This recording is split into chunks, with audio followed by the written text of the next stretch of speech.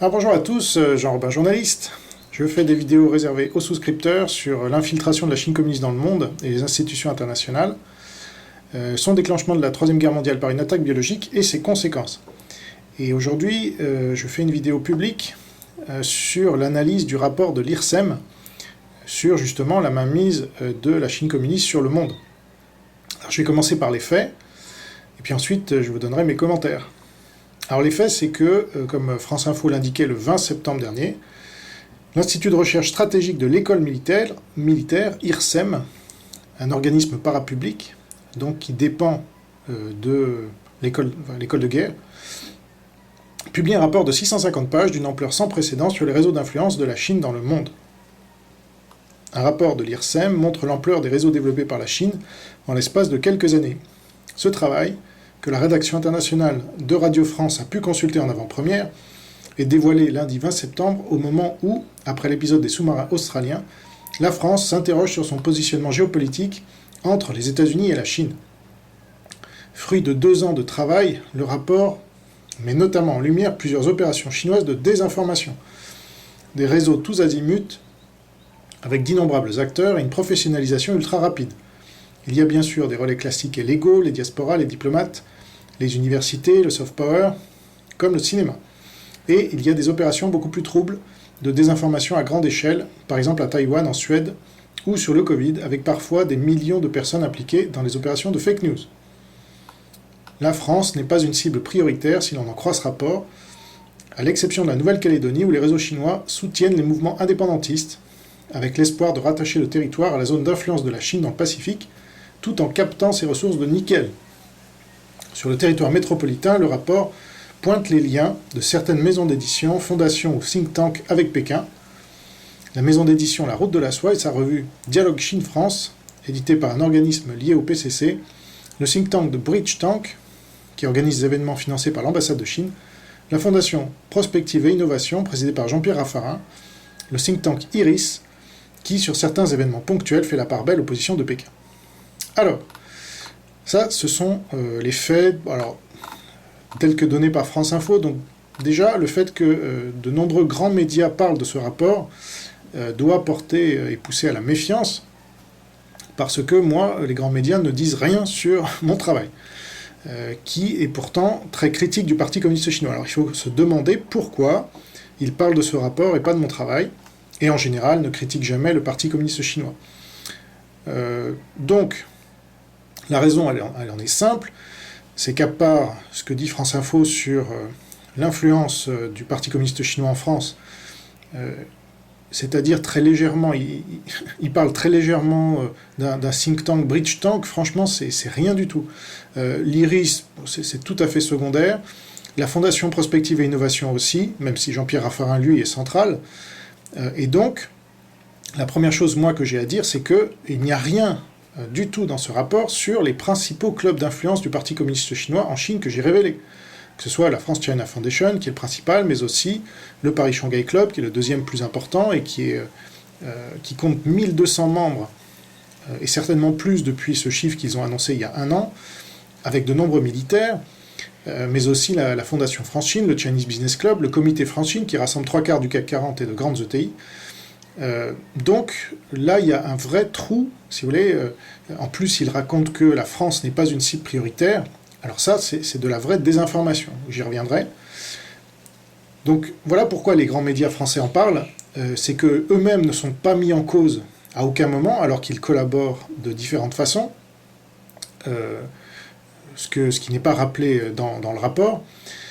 La France, généralement, est épargnée par ce rapport, et c'est logique, puisque il est fait par l'État français, il est commandité par l'État français, donc l'État français ne va pas se mettre en cause dans ce rapport, et c'est même une opération de diversion, puisque tout en dénonçant la désinformation du Parti communiste chinois, l'État français, par ce rapport, fait diversion de sa propre implication, pour ne pas dire collaboration avec le Parti communiste chinois, et donc c'est une désinformation là aussi. Vous voyez ? Donc on fait des tartines sur une revue très secondaire comme Dialogue France-Chine, ce qui lui fait plutôt de la publicité vu son peu d'audience, mais rien sur les gros bonnets de la collaboration. Raffarin est cité concernant la Fondation pour l'innovation, je vous disais, mais c'est le moins influent des clubs qu'il a créés. Rien sur la fondation, la France China Foundation qu'il a créée, et dont il est membre du conseil stratégique, et rien sur le Paris Shanghai Club. C'est quand même hallucinant. Vous avez Thierry Breton, qui est membre du Paris Shanghai Club. C'est le seul commissaire européen français, qui est à la manœuvre dans beaucoup de choses. Vous avez Valérie Pécresse, qui est membre du Paris Shanghai Club. Elle est candidate à l'élection présidentielle, c'est pas rien. Vous avez Elisabeth Borne, qui est membre du Paris Shanghai Club. Et la France China Foundation, et vous avez des ministres comme Véran, Djebari, et aux membres du conseil stratégique, vous avez Édouard Philippe, Alain Mérieux, Laurent Fabius, qui a récemment, qui est président du Conseil constitutionnel et qui a eu une importance cruciale le 5 août dernier. Donc, l'IRSEM, c'est l'État français. Et donc, ils n'ont pas envie de dévoiler à quel point l'État français est infiltré par l'ennemi. Là, c'est très clairement une manipulation. Donc, évidemment, le bon côté de ce rapport, c'est que ça valide beaucoup de mon travail que je fais depuis plus d'1 an et demi. Et donc, c'est repris dans la presse parce que c'est officiel, ce sont des universitaires, etc. Mais ils ne disent pas l'essentiel. C'est-à-dire, il n'y a pas un mot non plus sur l'attaque biologique lancée par la Chine communiste contre le reste du monde et contre la France. Ça, c'est quand même hallucinant. C'est une des principales choses. Sinon, s'il y avait une seule chose dans ce rapport, ça devrait être celle-là. Eh bien, il n'y en a pas un mot dessus. Donc l'un des auteurs, Dr Charon, a été chercheur associé à l'antenne franco-chinoise de sciences humaines et sociales à l'université Tsinghua à Pékin pendant 3 ans. Et il prépare actuellement une habilitation à diriger des recherches en études chinoises. Il enseigne à Sciences Po Paris. Donc voilà, tout ça vous fait dire que c'est pas très objectif. Sciences Po Paris est infiltré à mort par le Parti communiste chinois. Ils ont des partenariats un peu partout en Chine. Et donc, ils peuvent rien dire de dérangeant réellement, notamment sur la collaboration entre l'État français et la Chine communiste. Donc, à mon avis, c'est même un rapport qui a été commandité par la Chine communiste, aussi surprenant que ça puisse paraître, parce que, en fait, ce rapport ne révèle rien de particulier. Tout ce qui figure, on le savait déjà plus ou moins quand on avait creusé la question, et mes souscripteurs, par exemple, n'ont pas appris grand-chose s'ils ont lu ce rapport du début à la fin, comme je l'ai fait. Alors je vous lirai quand même un certain nombre d'informations nouvelles, mais sur 650 pages, il n'y a quasiment rien de... Il n'y a aucun scoop, si vous voulez. Donc ça, c'est un problème, puisque c'est pas ce qu'on attendait d'un tel rapport, qui nous est présenté par beaucoup comme étant quelque chose de très important, de très nouveau. Non, en fait, c'est une opération de désinformation, je le dis et je le répète, parce que, par exemple, sa conclusion est explicite.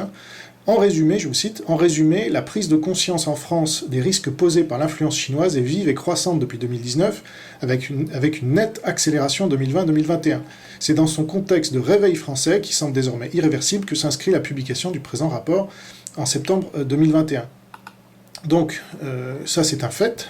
Et donc, quand il y a cette prise de conscience, la Chine communiste ne peut pas rester sans rien faire. Donc, elle allume des contre-feux. Et ça, c'est un contre-feu. C'est-à-dire, oui, on admet qu'il y a, par exemple, 20 millions de Chinois qui postent régulièrement sur les réseaux sociaux pour influencer, dans le sens de la Chine communiste, les conversations. Mais ça, on le savait déjà, c'est l'armée de 50 Cent. Donc, on concède des choses qu'on sait déjà, pour mieux manipuler en fait l'opinion publique par les grands médias qui sont les caisses de résonance habituelles de cette manipulation. Donc c'est assez subtil, mais il faut comprendre ce qu'est la désinformation, et ce rapport prétend dénoncer la désinformation alors qu'il en est lui-même une. Donc c'est une opération de désinformation de l'État français pour faire diversion de sa collaboration avec le Parti communiste chinois, en faisant mine de la dénoncer, alors qu'en fait, ils n'en disent quasiment pas un mot. Ils dénoncent la manipulation pour mieux la pratiquer eux-mêmes. Rien sur l'attaque biologique, je répète, alors que c'est le minimum qu'on attend d'un organisme dépendant de l'école de guerre. Là, on est en guerre, justement. On nous a déclaré la guerre. Ils n'en parlent pas. C'est quand même hallucinant. Mais justement, ce rapport est fait pour cacher cette attaque biologique par de la désinformation. En disant, bah regardez, on a parlé de l'influence de la Chine communiste. Voilà, donc on a fait le boulot. Et donc, dormez tranquille, braves gens, et même, comme j'ai pu l'entendre par certains, croyez que la France est du bon côté, du côté de la résistance, bien sûr. C'est ça. Alors qu'elle collabore à fond, ce que le rapport ne vous dit pas. Et le rapport ne parle que de la désinformation du Parti communiste chinois pour faire croire que le virus vient des États-Unis, employant ainsi une technique russe, donc ça c'est bien, mais ça suffit pas. L'attaque biologique, il n'y a pas un mot là-dessus, alors qu'elle est clairement établie, notamment par mes enquêtes. D'ailleurs, aucune mention de mon travail d'enquête n'est faite dans ces 650 pages, mais on cite les chercheurs reconnus par le système, et qui n'apportent rien de spécial, qui sont tièdes comme la mort. Vous savez, Dieu vomit les tièdes. Hein.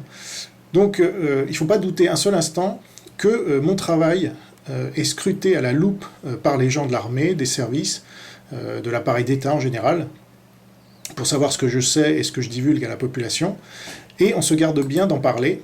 Moi, je communique énormément sur les réseaux sociaux, je suis passé quand même dans quelques médias, et je sais que je suis suivi par tous ces gens-là, plus ou moins directement, c'est-à-dire certains sont souscripteurs carrément, pour avoir accès à mon contenu payant, d'autres... alors, est-ce que je suis suivi plus précisément, j'en sais rien. Je prends toutes les précautions, mais au bout d'un moment, quand vous avez l'État qui s'intéresse à vous, et voilà, je sais que les services sont divisés, parce que certains, on l'a vu avec l'histoire des sous-marins australiens, certains savent que à ne pas connaître l'ennemi, eh bien, on perd énormément de choses. Donc vous avez une partie des services très minoritaire pour l'instant qui est anti-parti communiste chinois, et la majorité qui suit évidemment le pouvoir, Macron et compagnie, qui sont à fond pour le Parti communiste chinois. Alors, j'ai parlé de la plupart des choses qui se trouvent dans ce rapport. Voilà ce que j'ai appris notamment. Alors, je n'ai pas appris grand-chose, mais sur QAnon, par exemple, le rapport explique un autre rapport du Soufan Group affirmait que depuis mars 2020, la Chine était l'acteur étatique le plus impliqué dans l'amplification des récits de la mouvance conspirationniste QAnon. Donc moi, j'ai par d'autres sources la preuve que c'est un psyop, comme on dit, une attaque psychologique du FBI pour justement endormir les patriotes américains et leur faire croire à des lunes via Trump notamment. Donc ce qui remet en cause le rôle de Trump d'ailleurs, j'en ai déjà parlé souvent. Et donc là on apprend qu'en plus la Chine soutient à bout de bras ce mouvement et lui donne une ampleur maximum, donc ça veut dire que ça arrange ses intérêts. Voilà. Ça ne veut pas dire que c'est elle qui l'a créé, mais ça veut dire que ça arrange ses intérêts, sachant que la Chine a quand même infiltré le FBI et la CIA depuis les années 80, et donc ça ne serait pas étonnant non plus qu'il l'ait, sinon créé, en tout cas largement inspiré.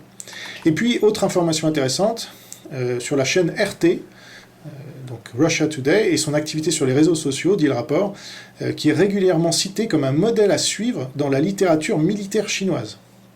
D'accord ? Des membres de l'Université de la Défense nationale la comparant à un porte-avions de propagande. Donc, ça c'est très important aussi, j'ai fait toute une vidéo publique, à laquelle je vous renvoie sur RT France et Sputnik, que j'appelle Télépoutine, puisque la Russie est l'allié stratégique de la Chine communiste. Poutine a félicité directement... là, il n'y a pas un mot d'ailleurs non plus sur le centenaire du Parti communiste chinois et tous les pays qui ont félicité, dont la France, avec 10 personnalités, ce qui nous place au 4e rang mondial. Il n'y a pas un mot là-dessus, moi je suis le seul à avoir enquêté là-dessus. Donc vous voyez, ce n'est pas un rapport sérieux, malgré son apparence de sérieux évidemment, c'est vrai qu'ils sont très forts pour les apparences, mais la réalité c'est qu'il n'y a rien de sérieux dans ce rapport qui puisse informer le grand public de la réalité. C'est ça qu'on leur demande à ces universitaires, ils sont payés pour ça. Mais voilà, follow the money, ils sont payés par le gouvernement français, qui collabore à fond avec le Parti communiste chinois et qui veut faire diversion de cette collaboration en disant « mais non, regardez, nous les dénonçons ». Donc là aussi, je suis à peu près certain que la Chine communiste, si ce n'est est à l'origine de ce rapport, au moins a donné son feu vert. Voilà. Parce que ça les arrange, en fait, de passer pour les victimes, une fois de plus, alors que rien de spécial n'est révélé. Je peux vous dire que s'ils avaient repris ne serait-ce que 10% des informations que j'ai révélées, ce rapport serait absolument explosif et aucun média n'en parlerait, évidemment. Donc, voilà. Ma conclusion, c'est que ce rapport, malgré le fait qu'il n'apporte pas grand-chose de nouveau par rapport à mon travail, et qu'il soit une opération donc de désinformation pour protéger l'État français de sa collaboration avec la Chine, et pour faire diversion de l'attaque biologique du Parti communiste chinois ayant déclenché la Troisième Guerre mondiale, il donne malgré tout du poids à mes enquêtes depuis mars 2020, que j'ai réalisées sans argent public, et en donnant les véritables informations à mes compatriotes, pour qu'ils sachent ce qu'il en est, afin de prendre les meilleures décisions possibles pour eux, leur famille, leurs enfants, leurs proches et leur patrie. Je rappelle que c'est ça le but du journalisme, c'est d'informer les citoyens qui n'ont pas forcément le temps, l'argent et l'énergie de s'informer par eux-mêmes, parce qu'ils ont un métier, ils ont une famille à s'occuper, etc. Ils ont leurs problèmes. Donc le journalisme est là pour être le contre-pouvoir du pouvoir, ce que n'est pas du tout ce rapport. Donc ce rapport, il montre qu'on ne peut plus faire comme si la Chine n'existait pas, donc ça c'est bien. On ne peut plus ignorer l'éléphant qui est dans le salon, mais il ne dénonce pas la Chine comme étant la nouvelle Allemagne nazie qu'il faut à tout prix combattre et détruire. Et donc, ça sera vu dans l'histoire de notre pays comme un acte de collaboration et de désinformation, bien que ce rapport puisse être considéré aujourd'hui comme un acte de résistance. Mais noyer le signal par le bruit, c'est une technique classique de manipulation et de désinformation, qui ne doit pas nous faire tomber dans le panneau. Alors tout comme le site Thinkerview ne doit pas nous faire tomber dans le panneau non plus. Ils ne parlent jamais de la Chine communiste, alors qu'ils sont très axés sur la géopolitique, la géostratégie et tout ça. Et quand ils en parlent, c'est pour recevoir, comme récemment, l'ambassadeur de Chine en France, le faire réagir à ce rapport. ça énerve le coq. Donc ils ont fait réagir l'ambassadeur de Chine en France, Lu Shei, à ce rapport.